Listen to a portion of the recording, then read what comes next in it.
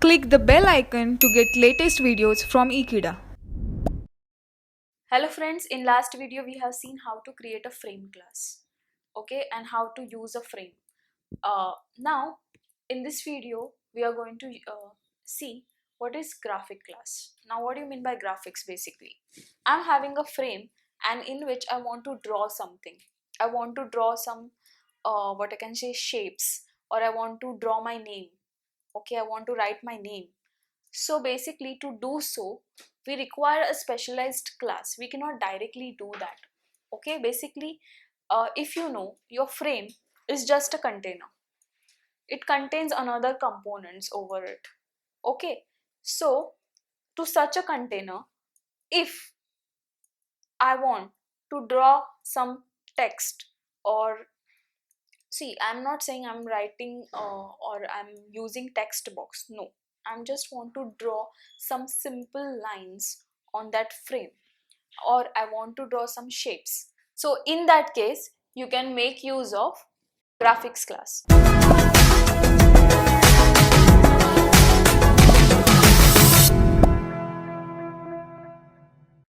So graphic class is what? Graphics class is representing, the context, okay, the frame which is there, the area of the frame, okay, the area of the frame, I can name it as like a context. Okay, so that context information is can be used or encapsulate inside the graphics class. Okay, so graphics is being allowing me to actually referring that particular window or that particular frame to get the information about that window, and to draw or to have kind of a coloring or providing the font. All those things you can do by using make use of graphics class. Okay, so how graphics class can be used, we can able to see further. But one thing you have to understand, graphics is the abstract class. That means you cannot create object of it. Okay, so basically, if it is not giving me any kind of implementation, then how I can make use of it? Okay, so that's a like a question which we are going to see, or what actually the answer of it we will see in this particular video. So graphics class which is being there, as I told you, it is an abstract class. Okay, so how, or how I can work with this kind of graphics class which is abstract, no implementation, or I cannot create object of it. So basically, now we are going to get an answer why AWT is known as abstract window toolkit. So basically, each operating system which is there, like Linux, then we are having Windows, then we are having Mac. All of those are having their own way of showing the things. If you see the frame of like Windows, it is having some color. If you remember Windows 2000, then it has blue kind of a kind of a title bar, menu bars. So basically, each operating system is having its own way of representation for different kind of windows or different types of shapes and so on, fonts, colors. It is having some default configuration set for it. So whenever I'm using abstract window toolkit, the main motto of having abstract window toolkit was to have a platform independent. The Java is having the first thing, that is it should be a Java platform independent. So similarly, it has made in a such a way that it is being differed from platform to platform. So if you compare the look and feel of any Java application with AWT on Windows, will be not same on Mac, or will be not same in any other operating system. So basically, in this AWT toolkit, which is abstract, is inheriting all those information from your native OS. Okay, so it gives you a look and feel which is inherited from your native OS, and that's why it is known as abstract window toolkit. Abstract because it doesn't have its own implementation. All the implementation has been acquired by or acquired from your native OS. So hence all the GUIs are differ as per your native OS. Getting? So basically, when I told you that your graphics class is abstract, then how actually you can draw the things, or how actually you will implement it. The implementation is being decided and it is being acquired by your native OS. It is just having the methods to get that implementation. So we are just calling those methods, and these methods are in terms calling your or getting your native OS implementation. Okay, so these particular components or the methods which is there are just an abstract. They are actually having background of your native OS. So these components are nothing but known as peer components. Okay, so these peer components which are there are, so basically any component in case of you know AWT are having two things. One is a peer component, and then you are having native OS specific component. So basically, if I say in another word, one is a AWT component and one is a native OS component. Okay, so AWT component which is being actually inheriting what? Native OS component.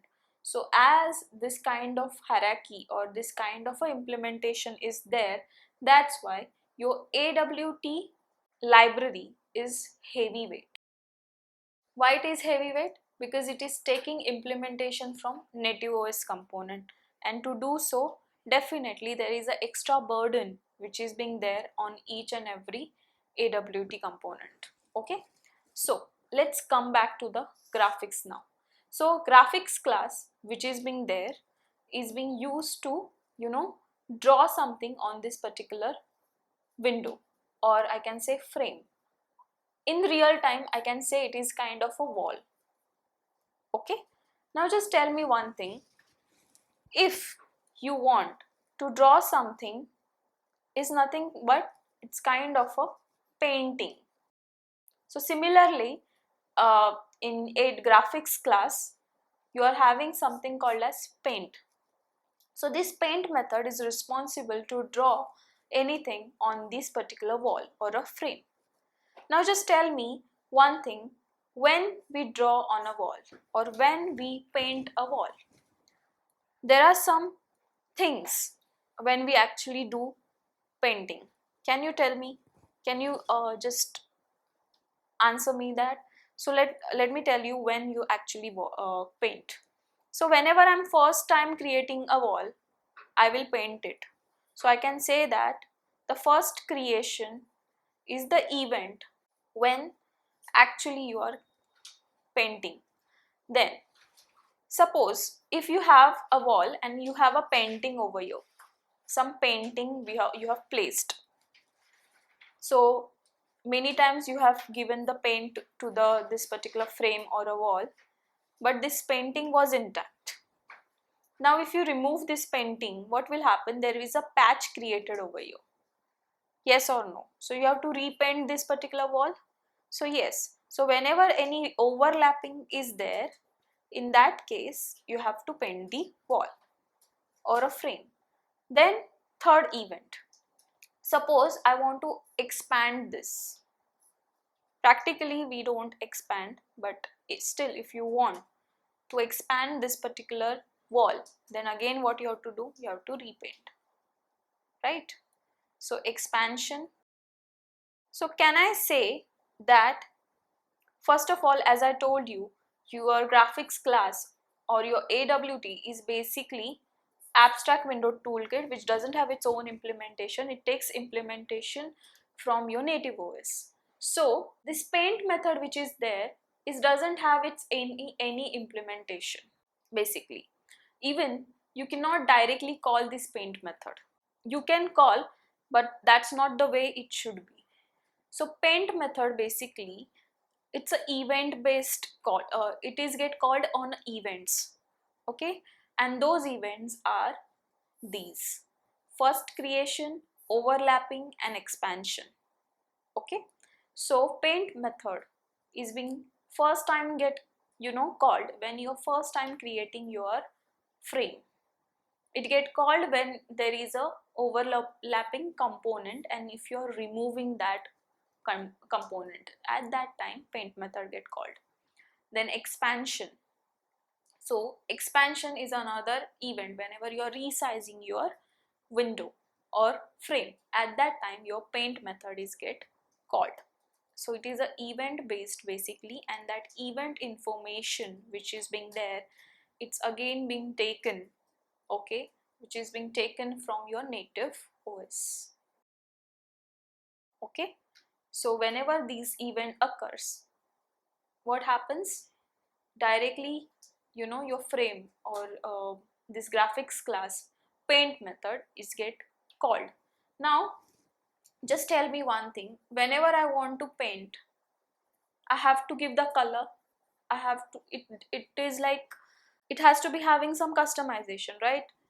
I have to choose the color, I have to decorate it and so on. So similarly, whatever implementation, whatever color, font or something you have to do, that you have to write inside the paint method. If you want to write your name, then what that name has to be, that you have to write inside the paint method. Okay, so all the customizations which you need to do, that you have to write inside the paint method. Okay, so we will see how actually we can make use of paint method in next video. So basically graphics class, if you see over here, all the graphics which is being drawn relative to the window, that relative or that reference of the window is being given by graphics class. So it can be the main window of an applet, or a child window of applet, or a standalone application window. So all that in window information you will get, or it is normally encapsulated inside the graphics. So it is a pass to a method such as paint and update. We have already seen what is paint method. Update method we will see later on as an argument. So basically graphics class, as I told you, it is a abstract class. So basically we are using reference of it whenever we required it. So it is we are having certain methods like get graphics to get the information. So among other things, graphic class is defined a number of methods that draw various types of objects such as lines, rectangle, arcs. Okay, so we will see all those methods now. So get graphics method is allowing me to get the information about the or whatever set properties for that particular window. If you want to get that information, then you can make use of get graphics.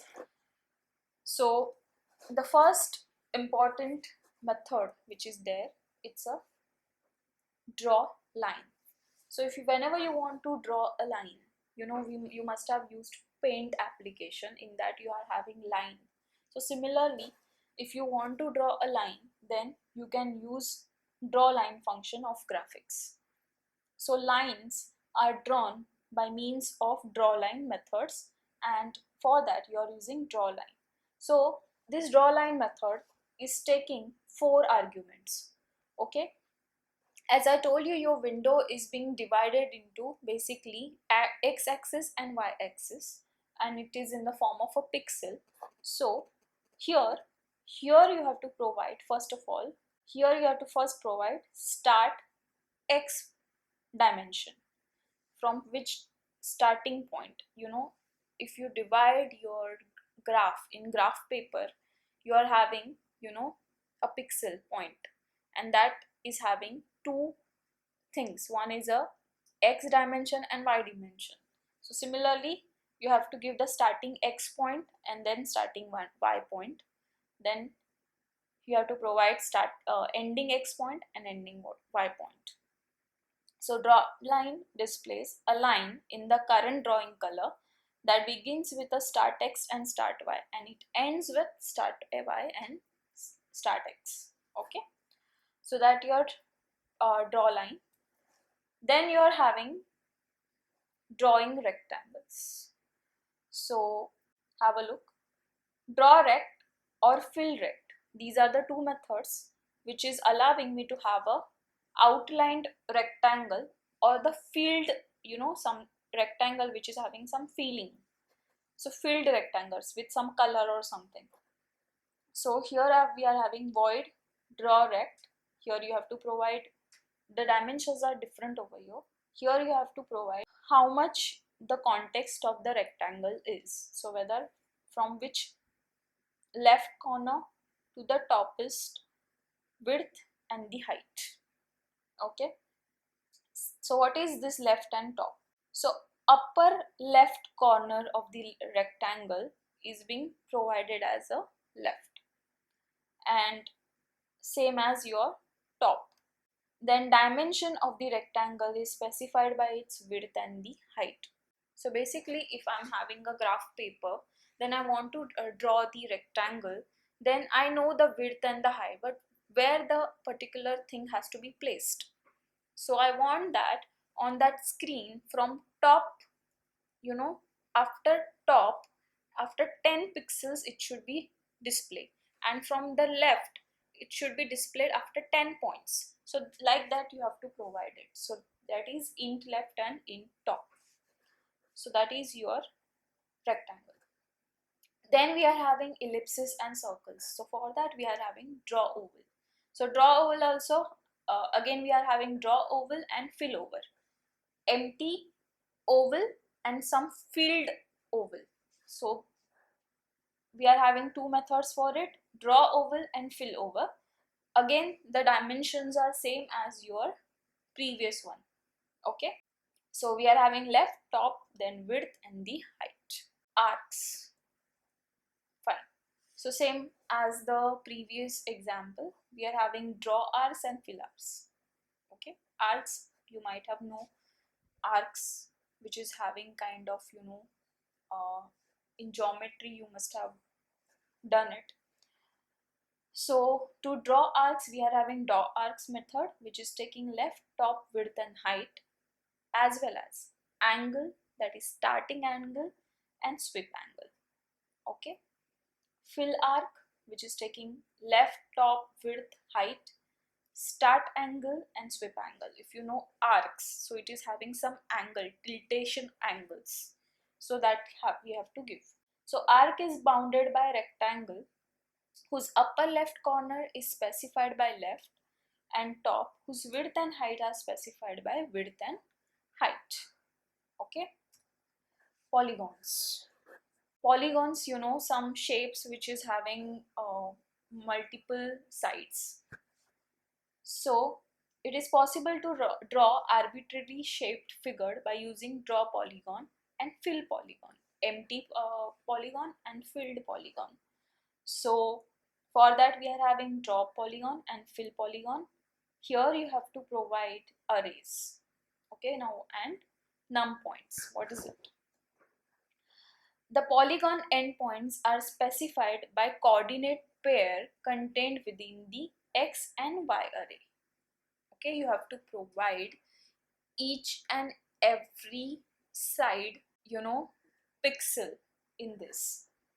So if you have, pentagon kind of thing, polygon, pentagon, so you have to provide the first starting point, ending point, then starting point, ending point, then starting point, ending point. Like that there is a array of x-axis coordinates and y-axis coordinates. Similarly, how many sides are there, that is you have to specify. How many points are there, that you have to specify by num points. So the number of points defined by these arrays is specified by num points. So if you have 5 sides, then the num points has to be 5. Similarly, 5 total x coordinate and total y coordinates you have to give in this. So these are the different shapes which we can draw by using graphics class. So we will see practical representation of it in next video. So I hope you understood this particular concept, and if you understood it, do like and do share it. Thank you.